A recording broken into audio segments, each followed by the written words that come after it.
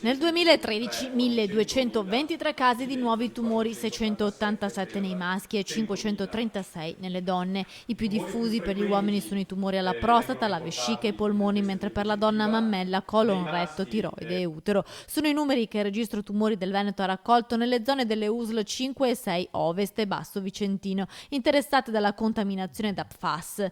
Indagine che ha riguardato 21 comuni, compresi tra le province di Vicenza, Padova e Rovigo, per un bacino di 127.000 abitanti. Dai dati raccolti emerge che l'incidenza delle neoplasie è inferiore se confrontata con quella dell'area coperta dal registro tumori.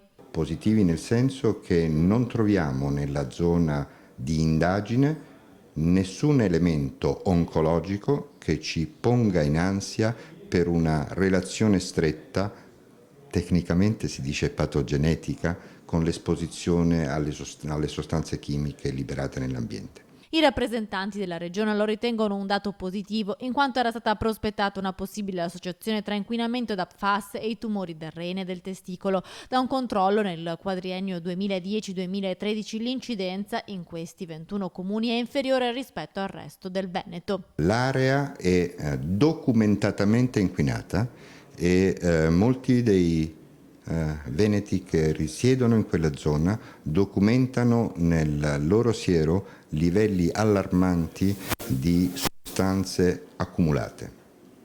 Altro è dire che a tali sostanze accumulate possono essere ricondotte patologie neoplastiche. Di questo noi non abbiamo evidenza in nessuno dei tumori esplorati ed abbiamo esplorati tutti i tumori che normalmente fanno parte di una registrazione in un registro tumori.